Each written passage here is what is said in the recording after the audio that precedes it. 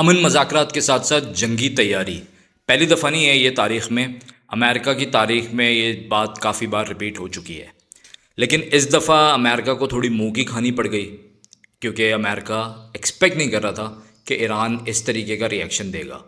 Gulf countries में missile मारने से लेकर जो अभी ईरान ने उनका जो एजेंडा, जो नकाती 15 नकाती जो उन्होंने एक सफ़ा भिजवाया था, मैं जो सफ़ा ही बोलूँगा, पाकिस्तान के हाथ, तो उसको एक्सेप्ट नहीं किया जी ईरान ने। ईरान ने कहा कि ये ज़रा कुछ ज़्यादा ही हो गया है।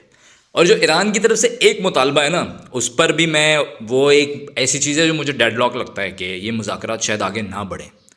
वो ये है कि अमेरिका अपनी सारी बेसिस इस खत्ते से ख़त्म कर दे। अब ऐसा तो पॉसिबल नहीं है ना।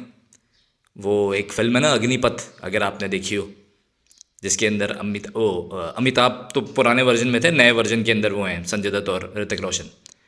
तो उसके अंदर वो संजय दत्त एक डायलॉग मारता, कहता है रावण से उसकी लंका ही मांग ली। ठीक है, तो अब ईरान ने ऐसा मुतालबा किया कि जी सारी बेसेस पूरे रीजन से खाली कर दें और आप सब समेट के चलते बने। अब दूसरी साइड क्या हो रहा है कि इस्लामाबाद के अंदर जो जैसे मीडिएटर पाकिस्तान अभी बना है, और बहुत अच्छा ही एक रोल प्ले किया है पाकिस्तान ने। यहाँ पर मैं पाकिस्तान के फ़ॉरेन ऑफिस की तारीफ़ करूँगा। जो फ़ॉरेन पॉलिसी इस वक्त पाकिस्तान की है, इट्स बेस्ट। हम किसी चीज़ नहीं गए, और वो लोग जिनको मिर्चें लगी हुई हैं कि जी हमको तो पता नहीं क्या क्या कुछ कर देना चाहिए था, बहुत बेहतरीन तरीके से, बहुत बैलेंस तरीके से इस वक्त गवर्नमेंट पॉलिसी को लेके चली, अपनी फ़ॉरेन पॉलिसी को। स्पेशली जो हमारे जनरल आसिम मुनीर साहब हैं, उन्होंने बहुत बेहतरीन तरीके से चीज़ें हैंडल करवाई हैं। तो खैर, अब आगे क्या होने वाला है, कल अगर ये इस्लामाबाद के अंदर पीस टॉक्स होते हैं और वक्ती तौर पे भी अगर जंग बंद हो जाती है या ये मुज़ाकरात का दौर आगे चलता है, अभी मैं सिर्फ मुज़ाकरात वाली साइड पे बात कर रहा हूँ, ठीक है, वो जो जंग वाली तैयारियाँ चल रही हैं उस पर बाद में दूसरी वीडियो में बात करेंगे। तो अगर ये मुज़ाकरात का दौर आगे चलता है तो पाकिस्तान को एक बहुत बड़ी फ़तह मिलेगी सफारतकारी में, क्योंकि हमारे जो पड़ोसी हैं भारत साहब, ठीक है, वहाँ उनके ऊपर अब एक टैग क्या आ गया है कि जब वो इसराइल से निकले थे तो उसके 2 दिन के बाद जंग स्टार्ट हो गई थी। ठीक है, और फिर यहाँ पर ईरान के जो ट्रेनिंग पे गए हुए थे नेवी के लोग, ठीक है, वो पूरा एक शिप था जिसके अंदर कोई 120 के करीब लोग थे, और उसको भी हिट किया था इसराइल ने, जिसमें कोई 86 के करीब उनके ऑफिसर्स थे जो शहीद हुए थे। तो उसको भी ये बताया जा रहा था कि ये इन्फॉर्मेशन उनको कहीं से मिली थी, ठीक है, कि ये यहाँ पर यहाँ से निकलेंगे, या ये लोकेशन मिली थी। तो वो कहाँ से लोकेशन मिली थी आप लोग समझ सकते हैं, वो सेहरा भी पड़ोसी की सर पे सज रहा है।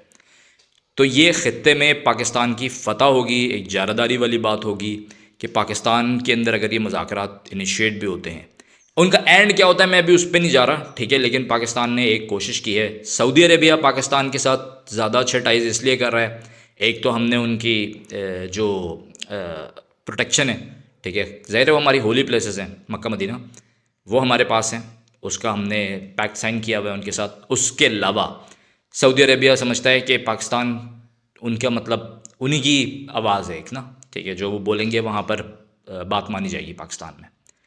तो और ईरान को पता है कि हमने बहुत न्यूट्रल रोल प्ले किया है। ईरान ने पिछले दिनों पाकिस्तान का शुक्रिया भी अदा किया है, और यहाँ पर कोई बेसिस नहीं थी तभी यहाँ पर कोई, ईरान ने कहाँ कहाँ हमले किए आपने देखा है, गल्फ़ में हर जगह जहाँ जहाँ बेसिस थी। जो वो लोग जो कहते थे जी कि यहाँ पे भी हिडन बेसिस हैं, उनको तो जवाब मिल गया, ठीक है, वो सारे बेवकूफ़ जो एक लाइन में इस वक्त लगे हुए हैं।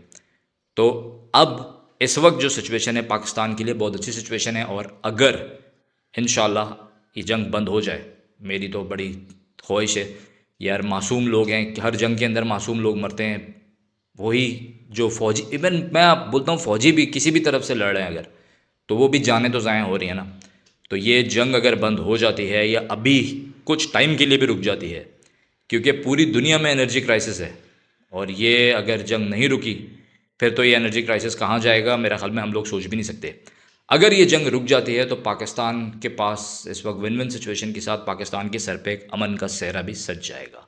ये जो हमारे पड़ोसी चिल्लाते हैं ना कि जी दहशतगर्दी होती है यहाँ से, तो ये अब उनके अपने लोग कह रहे हैं कि उनकी फेल्ड सिफारतकारी है। वो जो एक उन्होंने अपने सिफारतकार को बहुत चढ़ाया हुआ था, ठीक है, तो उनकी फेल्ड सिफारतकारी है, सामने आ रही हैं चीज़ें। इस वजह से इस खत्ते में इस वक्त ये सेहरा हमारे सर पे सजेगा अमन का, और मैं समझता हूँ आने वाले टाइम में पाकिस्तान को इससे बहुत फ़ायदा होगा।